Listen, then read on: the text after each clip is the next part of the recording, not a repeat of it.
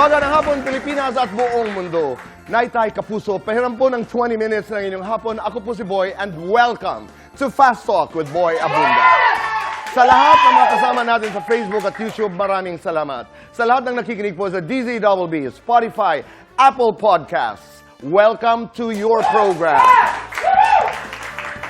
Parehong maganda, parehong winner ang ating mga bisita ngayong hapon. Ang nanay po ay winner pagkagandahan ang pinag-uusapan. This is the most beautiful version I have seen of her. Napakaganda. Ang anak naman is another winner. One of the winners of the recently concluded Pinoy Big Brother Celebrity Collab Edition 2.0. Naitay Kapuso, please welcome Carla Estrada and Lela Ford.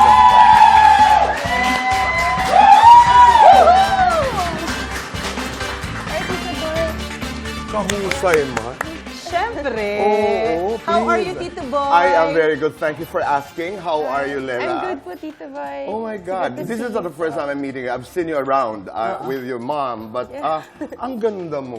Thank you po. Maraming salamat. Please, make yourselves comfortable. Ano ang pakiramdam na napakaganda ng nanay mo? Natawa. Diba? Naku, mag-feeling si Mama pag... Look yes, at of her na, course. blooming. Sa kanya ko po naman na lahat ng kaganda. Talaga? Oo, ang ganda. Blooming ka. Bakit? Winner tayo. Hindi ba, you look so good. I mean, you're beautiful inside and out. Alam ko yun bilang kaibigan. I'm really glad. You look so good. Bakit? Maraming nanliligaw. Na-shock si Tito. Oo, that's going ahead of the story. Sabi ko, maraming nanliligaw. That's going ahead of the story. Ikaw ba ngayon that Lela has decided to get into the business? Stage mother ka ba? Ganda nun. Sa tingin ko, sa umpisa, kailangan, ano? Kailangan talaga. Oo, kailangan talaga. Hindi naman talagang literal na stage mother, pero okay naman yun, hindi na natin i-deny para mag-guide. Tapos pagdating ng tamang time, edi okay na siya, pwede na siyang pakawalan. At pag hindi ka naging stage mother, hindi ikaw yun. Oo naman. Pre-practice natin to. Pero now that Lela, of course, let's not even talk about DJ Daniel, ano ang pagkakapareho, Carla, ni Carla Estrada at saka ang nanay mo in the context of taking care of the children? Of the children. Para kaming mga sisiw talaga ng Diba? isang inahin na manok. Oo. Oo. Ang nanay ko mahilig ng gathering all her children na kahit na anong mangyari, akin ang mga anak ko, akong bahala sa mga anak ko. So, parang ipagtatanggol ang mga anak, parang ganong klaseng nanay yung nanay ko. So, yun yung naging katauhan ko din. But not all, no? Not all. Si DJ kasi si Daniel Padilla po, adores the Lola also. Yes, Diba? because si Mama man nagpadakwa iya. Correct. Talagang si Mama yung nagpalaki sa kanya. Actually, umabot hanggang kay Carmela, my mom was really present sa buhay ng mga anak ko. Totoo yun. Yeah, kaya lahat sila talagang mahilig sila sa grabe yung endearment nila sa mga elders natin. Correct. Because of my mom. Even the influence sa music. Tikang. Tikang kan Mama. Oo. Asya mga kadaan. Right. Makaluma ang mga tugtog na gusto din nila. Maraming nagtatanong noon kasi ang kuya mo, maraming nagsasabi, bakit ang hilig ni Daniel sa yung mga makalumang kanta, etc. People didn't understand that he is still connected to that, yung genre ng music. Anong namana mo sa nanay mo? Naman ako siguro kay Mama yung pagiging matapang. Eh, waray ka eh. Opo, waray. And ito Pagiging boy, matapang si and- Carmela lang yung sa mga anak ko, ang naipanganak ko sa Tacloban. Kung saan akong ospital na pinanganak din, in St. Paul's, na Divine World Hospital na Right, yun. oo. So yung tapang namana mo yun? Yes po. Hindi ka atras. Kasi hindi ito maatras. Hindi po talaga. But Naku, at Diyos first, Hindi ako ko. matras kasi nahirapan akong matras. Medyo mabigat. Kung merong isang bagay na ayaw mong manahin sa nanay mo, ano yun? Yung pagiging OA po. OA talaga. Oo. Medyo OA talaga tayo. Ganun talaga. Carla, take me back to when you were 20 years old. Ano yung ginagawa mo, sino ka when you were 20 years old, na ayaw mong mapagdaanan ni Lela? ni Carmela?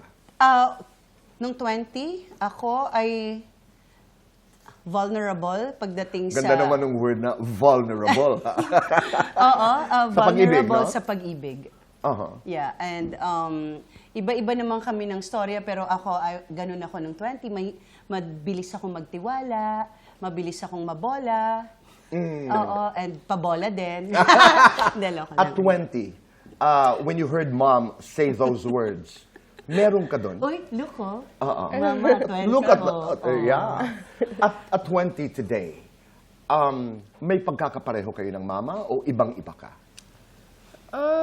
Siguro yung pagiging, yung similarity lang po namin ni Mama nung 20 po siya and now that I'm 20 is that we're both striving for our dreams. Yun po siguro.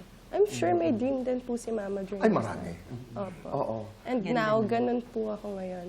I'm really But you pushing myself. realize, Lela, na sobrang struggles ng mama Opo. during that time. Oo, at 20, she had to fight for a lot of things. Yes, super. Do you appreciate them? Super. Naikukwento Hindi ko sa lang- inyo?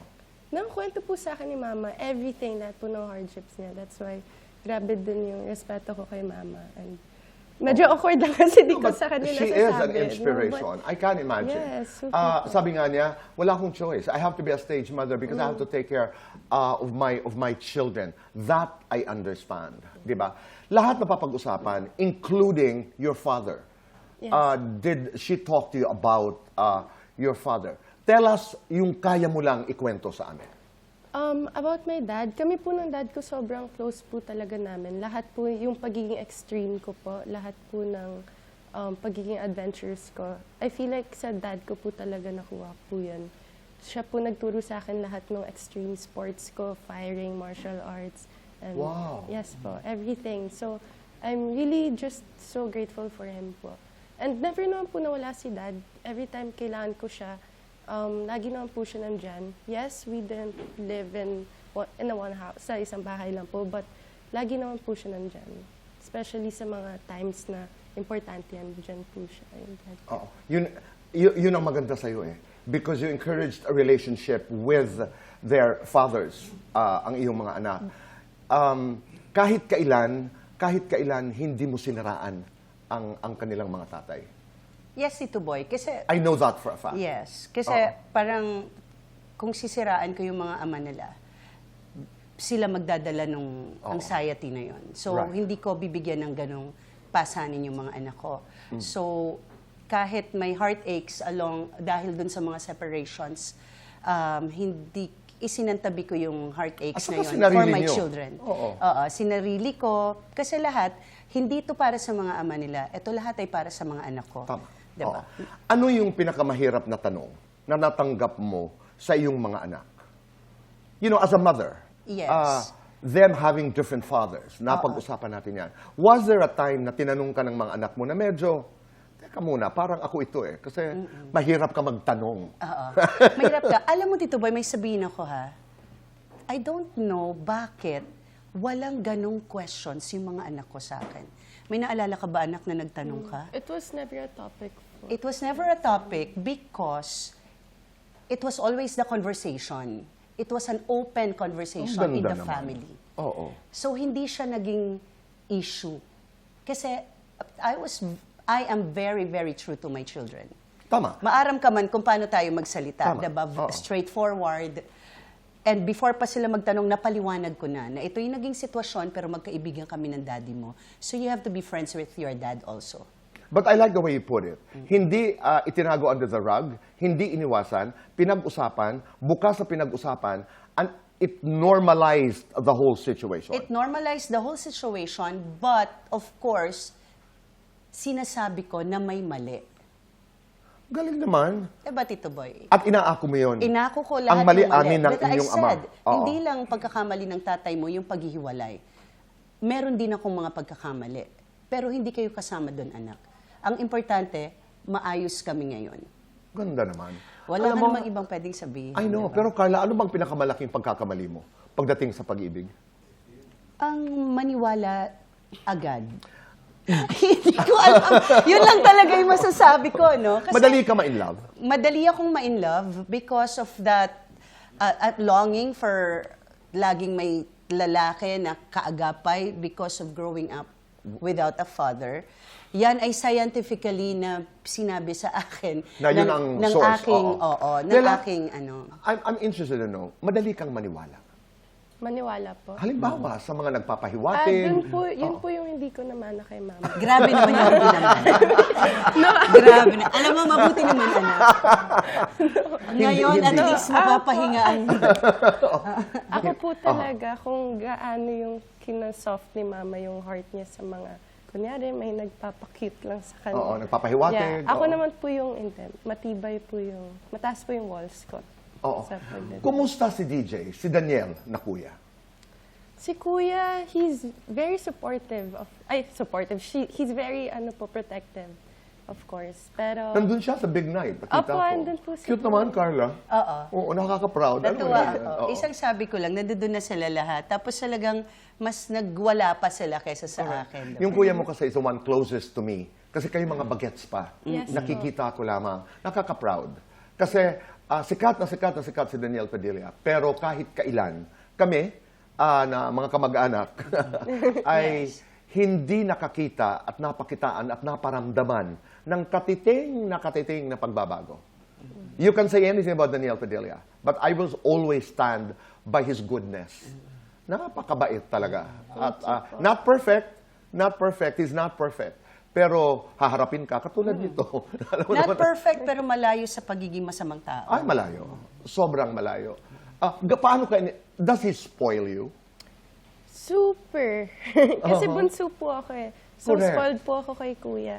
Pero hindi niya po yun hindi niya po yun sinasabi sa akin. Kunyari, meron po akong gusto, siguro bibigay niya sa akin next month, mga ganun. Pero siguro mas strict siya pagdating sa mga manliligaw. Oh, yes.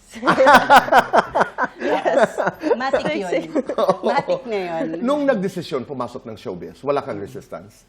Wala si DJ resistance? Sir, si DJ talagang kasama niya ang buong army sa resistance niya. Ayaw? Oo.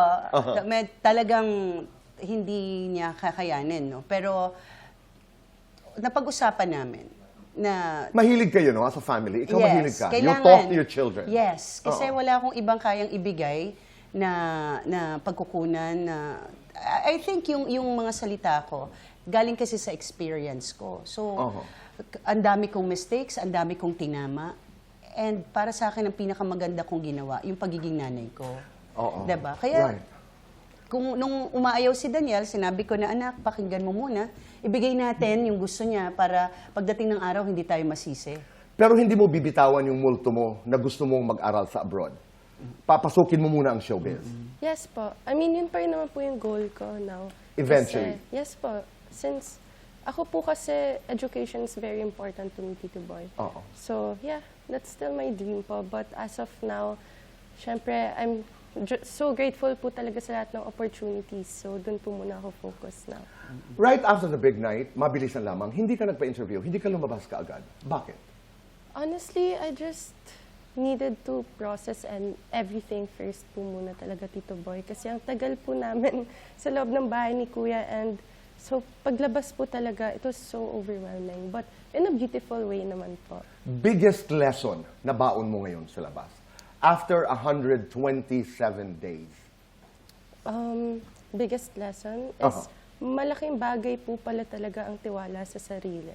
Like, that's really important. Kasi before ko ako pumasok ng PBB, parang sobrang cliche lang po siya pakinggan na magtiwala sa sarili. Right. Or yung faith ko din po kay God, doon ko rin po talaga na-test. Okay. Kasabayan ng lahat ng mga magagandang sinabi tungkol sa inyong lahat, para sa inyo, ay meron ding hindi magaganda. Naka-attach na ang konsepto ng controversies sa ating trabaho. Alam yan ng mama mo.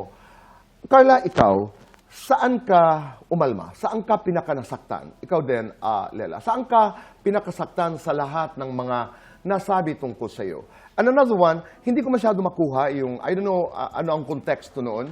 Remember yung sa loob ng bahay ni Kuya, parang meron kayong tensyon ni Caprice. Ang tanong ko, where was it coming from? At kumusta kayo ngayon na nasa labas na kayo ng bahay ni Kuya? Magkaaway ba kayo? Don't you like each other? Kayo ni Caprice? Ang mga kasagutan. Sa pagbabalik po ng Fast Talk with Boy Abuna.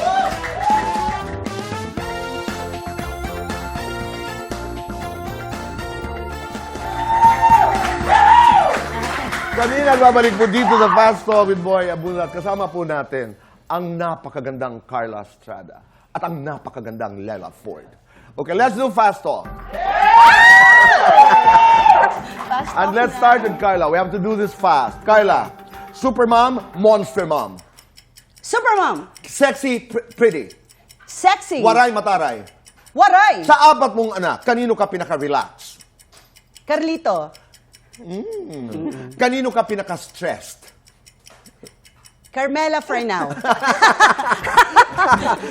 Sino ang pinaka-kaugali mo? Carmela. Oo, hindi. Handa nang umibig muli, Carla. Yak! Ma, wag yun. Dahil niyak mo ako? Oo! Carla, oo, hindi. May boyfriend ka ngayon. Wala. Lela, best housemate or best daughter? Best daughter. Spoiled sister, clingy sister. Clingy sister. Lover, basher. Lover. Sa mga housemates, sino ang pinaka-close mo? Joaquin. Sino ang pinakamagaling? Sino ang pinakamagaling? I like Joaquin. May adlib. Sino ang pinakamagaling sa tasks? Princess. Sino ang pinaka-pogi?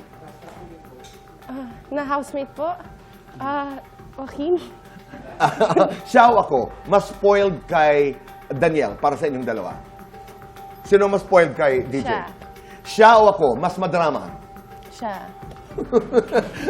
Siya o ako, mas maarte? Siya. Siya o ako, mas maganda? Siya. Hindi na ako. Siya o ako, talagang umagri. Mas chismosa? Siya! Ikaw talaga yun. Carla, ito, doon ka muna, ha? Carla, lights on or lights off? Hindi ko kaya. Happiness, Pasa ko dyan, pasa ko dyan. I understand. Okay, thank Happiness you, or Tito Boy. chocolates? Chocolate! Best time for chocolates? Best time? Yes. After dinner. Kung bibigyan nyo ang isa't isa ng moniker, alam ba, ano ito? Ang stage mother. Ano pa yung kay Carmela? English hindi ko maalala eh. Ano? Proactive. Oh, di ba? Talaga naman. Tita Boy, sorry. Hindi ko naalala. Yung Tagalog, naalala ko agad yun. Maaram ako, Oo. pero okay na rin yun. Okay. Kaakibat ng ating trabaho are controversies. Una muna, are you ready? Yes. Are you ever ready for controversies? I only ask because exposed ka. Nakikita mo ang mama, ang kuya mo. So, somehow, ang dami nilang pinagdaanan ng mga kontrobersiya. When you think about all these controversies, are you ready? Yes po. I'm ready. And bata pa lang po ako, ang dami ko na rin pong naririnig na mga ganyan. You know, growing up, daming kong naririnig na mga controversial things about my mom, about my brother. So, sa akin po mas mabigat po yun pag tungkol sa pamilya ko po yun. But if tungkol sa akin lang po, mas kaya ko po harapan. How do you manage them? Pinapansin mo, hinaharap mo, sumasagot ka, halimbawa sa bashers, or deadma? What do you do? Well, ako po mas gusto ko pong bigyang pansin yung mga kailangang bigyang pansin. So, pag alam ko na, like, gusto lang talaga manira or wala namang pong, meaning yung mga sinasabi nila. Di ko na po Deadma. talaga, deadma na yun. Carla, ikaw, sa lahat ng mga nasabi, of course, we are grateful sa lahat ng inyong magagandang sinabi. Saan ka pumalag doon sa mga hindi? Alam naman, kasi medyo napag-usapan yon na merong isa na talagang kailangan lang palagan. Medyo, hindi na kasi siya para sa amin lang. And parang feeling ko sa dami ng magulang na nakaranas ng mga ganong experience, mga nawalan ng anak, medyo dun ko gustong I understand. My message was actually for all the parents. Okay. And, it's not, hindi siya kayang palagpasin, Tito Boy, diba? Parang hindi ko kayang ihingi ng pasensya yung ginawa kong pag-alma. naiintindihan ko. Pero mga ilang bagay lamang, mabilisan lang. Nagbagsak daw ng pera si Daniel Padilla at saka si Carla Estrada, kaya nanalo si Lela. Comment. Well, actually, ano naman yun, effort yun ng buong pamilya, hindi lang kami. Effort ng buong pamilya, At ng bakit close hindi? friends. At bakit hindi? Yung ating mga barangayan na pageant, 'di ba? May mga solicitation tayo nung araw. Ginagawa ng paraan. I think it's normal for the family to support ang isa sa mga kamag-anak na nandiyan dyan sa ganyang pa-contest Oo. or whatever you may Oo. call it. And yes, sumuporta ang buong pamilya. Of course, the friends and the relatives were all there. And actually, Tito Boy, na-surprise kami na ang laking bahagi ng sambayanan na sumuporta to vote for Carmela. Oo, Yes. tama. When you're called a Nepo baby, because you are the daughter of Carla and you're the sister of a superstar, Daniel Padilla, ano ang reaksyon mo? Totoo naman po. I mean, where's the lie? It's true and wala naman pong masama doon. Right. That's why, naging masama lang siya if you take advantage of it. If palamunin ka lang, wala kang ginagawa. But, ako po, I'm here because I'm making a name for myself. Right. And hindi, pinaghihirapan ko lahat ng meron ako now. Anak ka nga ni Carla. Pinakikialaman mo ang mama sa love life? Pinakikialaman mo sa love life? Opo. Ah, Kasi, dapat. alam mo, kaya bawal siya mag-boyfriend. Bawal ka raw mag-boyfriend. Comment. Tito Boy, tatanda na lang ako mag-isa. Maraming salamat sa inyong dalawa. Thank you very much. Boy, we love you. Thank you. Love so you. much. Thank you. Thank Thank you you, po. Lela. Thank you. Maraming salamat po. We'll see you again tomorrow. Goodbye for now and God bless.